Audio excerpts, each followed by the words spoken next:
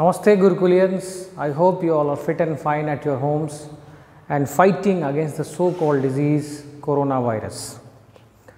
So today we are going to start a new chapter of economics for class 9th and the topic is people as a resource. Before we start this chapter, I would like you to go through the scope of this chapter, that what are we going to learn from this chapter. If you look at the scope of this chapter, you will come to know that the very first thing deals with the intro part that will start right now. Here we will learn about the economic activities of men and women, quality of population, education, health, unemployment, and finally we will conclude about the chapter. Now let us understand the very concept that what do you mean by people as a resource. So basically people as a resource here means to explain that people means population of a country, right? Population of a country is an asset means benefit for the country rather than liability. So if we talk about people here,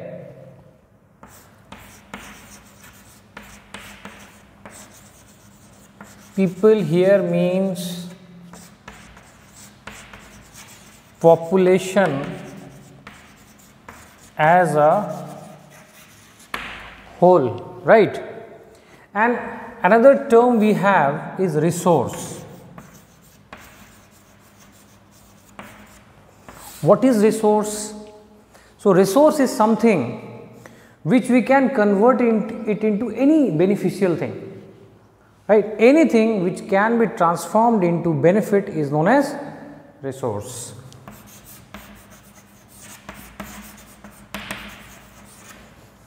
Anything which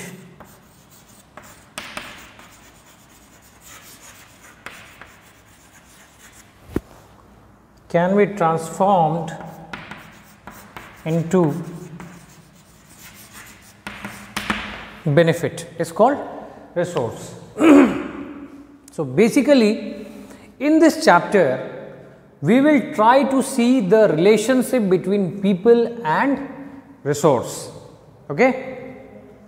So this chapter, people as a resource, it is basically an effort to explain that population means here people, is an asset for the economy rather than liability, right? Now population, when does population becomes capital? Population कब किस देश का capital बनता है?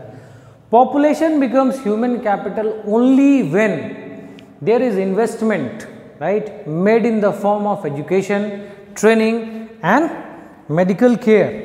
It means ये जो हमारा people है ये beneficial तभी होगा जब हम इसको education देंगे, ठीक है, जब हम इनका मेडिकल केयर डेवलप करेंगे या फिर हम इन्हें ट्रेनिंग देंगे। ट्रेनिंग का मतलब स्किल्स देंगे, ठीक है। अगर ये तीन चीज़ें हम डेवलप कर पाते हैं, if we are able to develop these three things, then only the population of a country becomes an asset for that country rather than becoming an liability. So यहाँ पर एक next question ये उठता है कि what do you mean by people as a resource?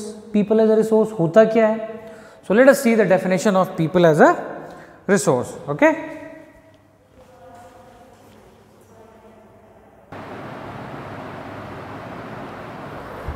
Now let's understand this. As I have told you the definition, people as a resource. People as a resource is a way of referring to a country's working people in terms of their existing productive skills and abilities. So basically this people as a resource, it is a way by which we can define a country's working people. Working people means हमारे देश में जो भी लोग हैं, जो काम कर रहे हैं, किसी न किसी रूप से जुड़े हुए हैं, राइट, उनको डिफाइन करने का एक सबसे अच्छा तरीका है। हम जानते हैं कि किसी भी कंट्री में दो तरह के वर्किंग पीपल हैं, ठीक है, जिसे हम स्किल्ड या अनस्किल्ड कहते हैं। और ये स्किल्ड और अनस्किल्ड पॉपुलेशन ही मिलकर कंट्री का रिसोर्स बनता है, और इसी रिसोर्स को हम देखते हैं ये हमारे लिए एसेट है या लाइबिलिटीज है, right. So like other resource, population is also a resource. जैसे हमारे पास दूसरे रिसोर्स है, जैसे लैंड हो गया, लेबर हो गया, फिजिकल कैपिटल हो गया, उसी तरह से पॉपुलेशन भी हमारे पास एक रिसोर्स है। और याद रखिए, किसी देश का पॉपुलेशन रिसोर्स तभी बनेगा जब पॉपुलेशन को हमने क्या कहा, 3 मेजर चीज़ें हम देंगे। First is the education, second is the medical care, and third is the training, right. So like other resource, population is also resource, a human resource. Population भी एक रिसोर्स है, ह्यूमन रिसोर्स। इसका सबसे बड़ा example लेते हैं green revolution. 1960 में आपको पता होगा कि हमारे देश के साइंटिस्ट्स ने कुछ HYV सीड्स बनाए, और वो HYV सीड्स जो थे इतने अच्छे क्वालिटी के सीड्स आप कह सकते हैं कि उन्होंने प्रोडक्टिविटी को डबल या ट्रिपल कर दिया था। तो ये डबल ट्रिपल प्रोडक्टिविटी कैसे हो पाया? कहीं ना कहीं इंसानी दिमाग लगा होगा, उस पर रिसर्च किया गया होगा, जिससे लोगों को ये पता लगा कि हाँ कोई ऐसा तरीका है जिससे प्रोडक्टिविटी को बढ़ाया जा सके। इसका मतलब यहाँ पे इसका बहुत बड़ा रोल था, and that is human resource.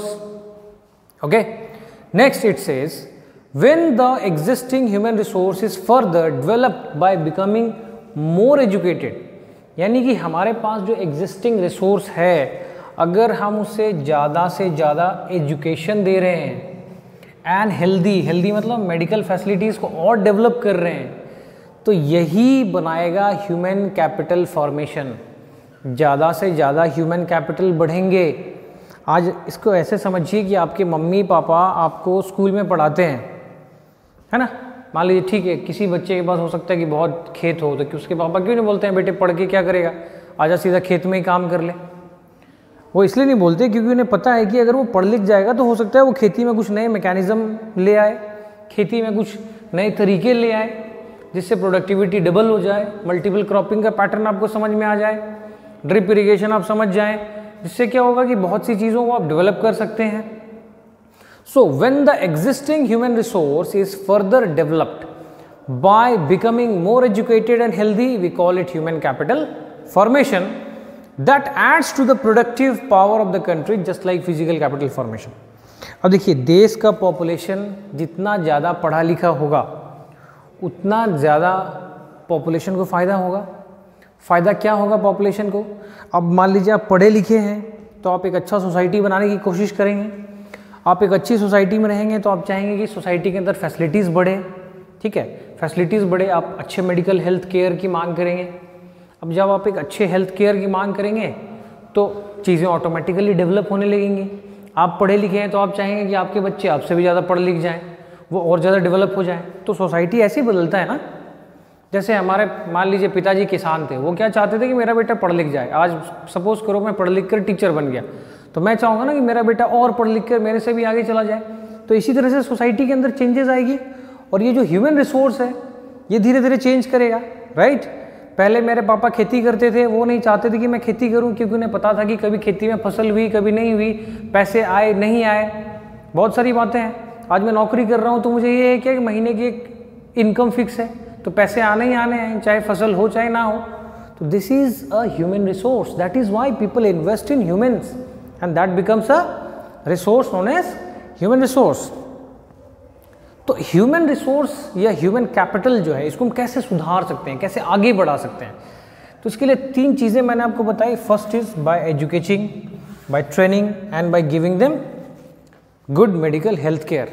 देखिए, जिस देश का ये 3 चीज़ डेवलप्ड है वो देश काफ़ी ज़्यादा आगे बढ़ा हुआ है, काफ़ी ज़्यादा डेवलप्ड है। जिन देशों के पास इन चीज़ों की कमी है वो आज भी या तो अंडर डेवलप्ड हैं या फिर डेवलपिंग कैटेगरी में आते हैं। अगर हम बात करें इंडिया की, तो हमारे पास पॉपुलेशन एक बहुत बड़ा एडवांटेज है, लेकिन हम ये देखें कि हमारे पास इतना बड़ा पॉपुलेशन जो है वो हमारे लिए एक लाइबिलिटी भी है, एक सरदर्द भी है। क्यों?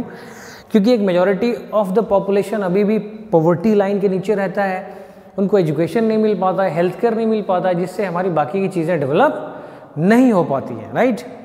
अब इसका एग्जांपल आप ऐसे समझिए कि आज हमारे देश में कोरोना वायरस फैला हुआ है, गवर्नमेंट लोगों को अवेयर कर रही है कि आप घर में रहिए, मत निकलिए बाहर, सोशल डिस्टेंसिंग मेंटेन कीजिए, लेकिन वो लोग जो पढ़े लिखे हैं वो इस चीज़ को समझ रहे हैं, जो पढ़े लिखे नहीं हैं वो इस चीज़ को नहीं समझ रहे हैं। इसका मतलब क्या हुआ कि यहाँ पर जो पॉपुलेशन है वो हमारे लिए लाइबिलिटी बन रहा है, खतरा बन रहा है, राइट। क्योंकि अगर हम इन चीज़ों को नहीं समझेंगे तो फ्यूचर में ये हमारे लिए ही प्रॉब्लम क्रिएट करेगा और धीरे धीरे इससे सारे देशवासी सफ़र करेंगे। Are you getting my point? Okay, now let us see how human resource helps in other things. This will understand now. Now we'll try to understand that how society is benefited from the population. See, as I have already discussed earlier, that in a way society is also benefited from a healthy population. For example, let's take the example of our daily life.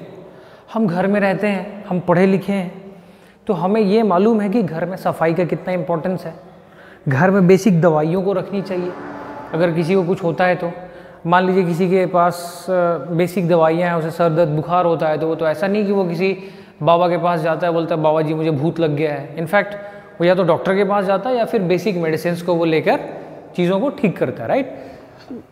तो हम जिस society में रहेंगे हमें पता है कि पढ़ाई लिखाई का इम्पोर्टेंस क्या है, तो हमें देखकर दूसरे लोग भी पढ़ाई की तरफ बढ़ेंगे, वो भी अपने एम की ओर आगे बढ़ेंगे, उन्हें भी बेनिफिट होगा, राइट।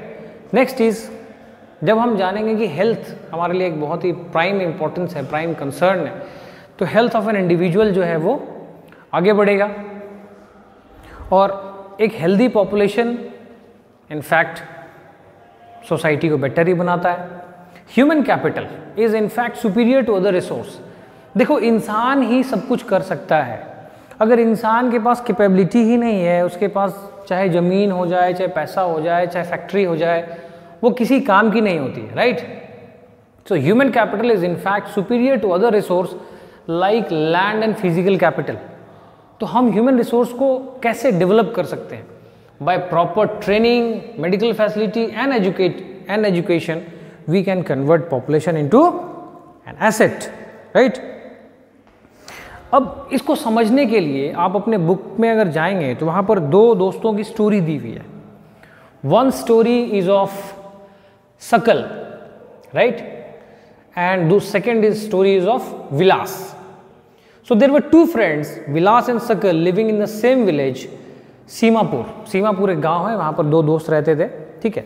सकल was a 12-year-old boy. His mother Sheila looked after domestic chores. His father Bhuta Chaudhary worked in an agricultural field. Sakal helped his mother in domestic chores. He also looked after his younger brother Jitu and sister Situ. His uncle Shyam had passed the matriculation examination but was sitting idle in the house as he had no job. Bhuta and Sheila were eager to teach Sakal. They forced him to join the village school, which he soon joined. He started studying and completed his higher secondary examination. His father persuaded him to continue his studies. He raised a loan for Sakal to study a vocational course in computers. Sakal was meritorious and interested in studies from the beginning. With great vigor and enthusiasm, he completed his course. After some time, he got a job in a private firm. He even designed a new kind of software.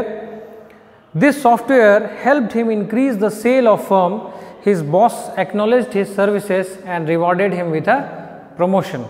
So this is the story of सकल। मतलब सकल एक सीमापुर गांव का लड़का है जिसके माता पिता के पास और दो बच्चे हैं, उसके चाचा मैट्रिकुलेशन करके घर में आइडल बैठे हुए हैं, लेकिन सकल के माँ बाप चाहते हैं कि मेरा बेटा पढ़े और वो ज़बरदस्ती उन्हें गांव के स्कूल में भेजते हैं।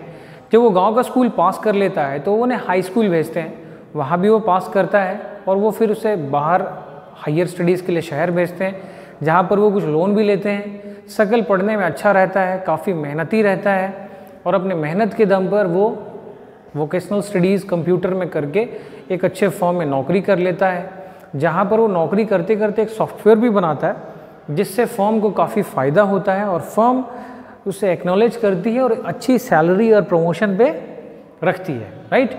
This is the story of सकल, ये हमने समझा. Now will read the story of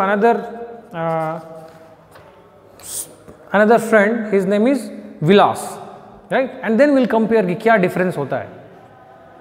Vilas was an 11-year-old boy residing in the same village as Sakal. Vilas' father Mahesh was a fisherman. His father passed away when he was only 2 years old. His mother Geeta sold fish to earn money to feed the family. She bought fish from the landowner's pond and sold it in the nearby mandi. She could earn only rupees 20 to 30 a day by selling fish. Vilas became a patient of arthritis. हड्डियों की एक बीमारी होती है. His mother could not afford to take him to the doctor. He could not go to school either. He was not interested in studies. He helped his mother in cooking and also looked after his younger brother Mohan. After some time, his mother fell sick and there was no one to look after.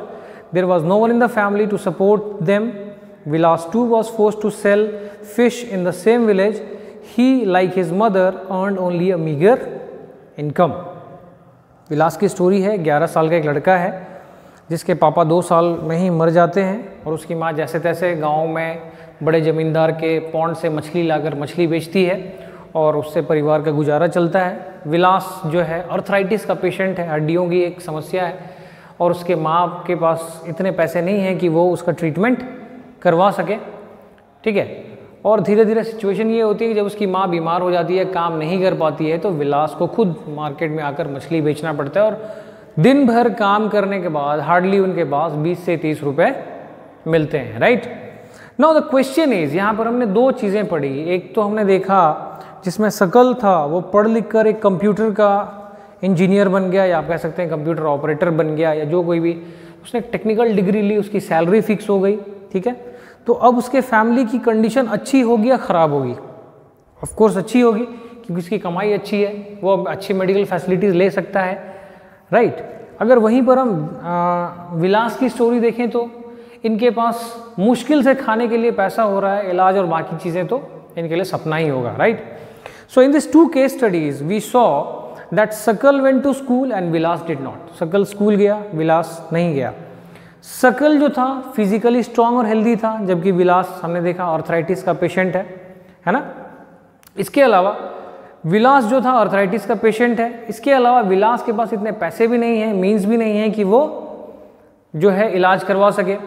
सकल ने proper एक degree लिया और private firm में नौकरी की जिससे उसके महीने का एक फिक्स सैलरी और बाकी चीज़ें उसे कंफर्म हो गई कि हाँ मिलेगा. लेकिन विलास के पास ऐसा कुछ नहीं है. बहुत सालों की पढ़ाई के बाद सकल मान लीजिए काम कर रहा है, वो धीरे धीरे लाइफ में प्रमोट करता जाएगा, आगे बढ़ता जाएगा और एक टाइम ऐसा आएगा when he will become rich and healthier.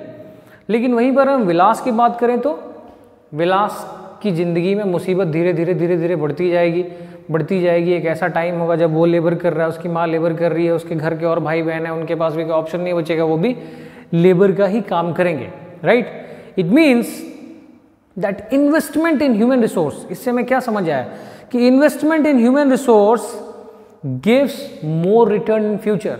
सकल के फादर ने क्या किया? सकल के फादर ने उसे पढ़ाया लिखाया जिससे उसे एक अच्छी नौकरी मिली, अच्छा पैसा कमा रहा है और उसकी लाइफ काफ़ी अच्छी है. राइट. तो इसीलिए एजुकेटेड पेरेंट्स, जो आज के डेट में हम जिन्हें एजुकेटेड पेरेंट्स कहते हैं, they invest more heavily in the education of the child. पढ़े लिखे माँ बाप चाहते हैं उनका बच्चा पढ़े लिखे आगे बढ़े, उनसे भी आगे जाए, क्योंकि उन्हें पता है कि अगर वो पढ़ेंगे तो उसे प्रॉपर न्यूट्रिशन का पता होगा, प्रॉपर हाइजीन का पता होगा, प्रॉपर स्किल का पता होगा, प्रॉपर सोसाइटी में कैसे रहा जाता है, सोसाइटी हेल्दी कैसे रहा जाता है.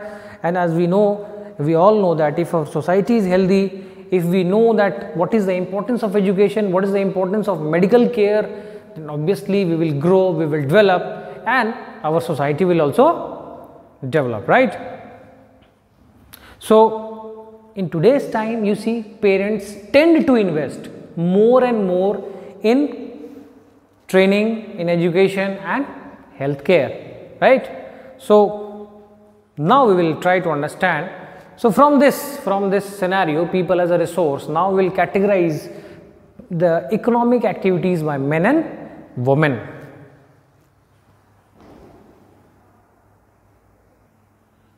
Now we'll discuss market activities economic activities. Now see, economic activities, any activity which is done to perform in an economy to earn profit, हम जिसे कह सकते हैं, is called economic activities basically.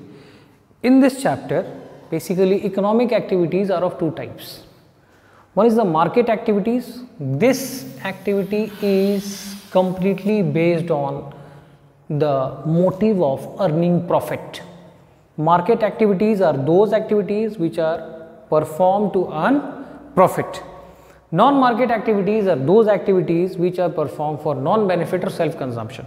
Here economic activities to earn profit means आप मान लो मंडी में सब्जी बेचने जाते हो, आप ट्रक लेकर सब्जी बेचने के लिए जाते हो, तो आप क्या कर रहे हो, मंडी में जा रहे हो, कुछ पैसे कमाने जा रहे हो, तो that comes under market activities. Non market, घर में आप कुछ कोई सामान बना रहे हो, खाने का बना रहे हो, आपकी मम्मी खाना बना रही है, तो वो भी तो एक्टिविटीज़ में आती है, but this comes under non market activities, right.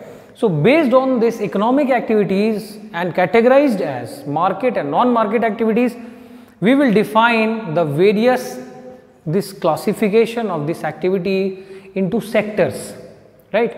So economic activities are basically classified into three sectors: primary, secondary and tertiary. But these three sectors we will be reading in the next video. Till then, stay healthy, stay safe. Thank you.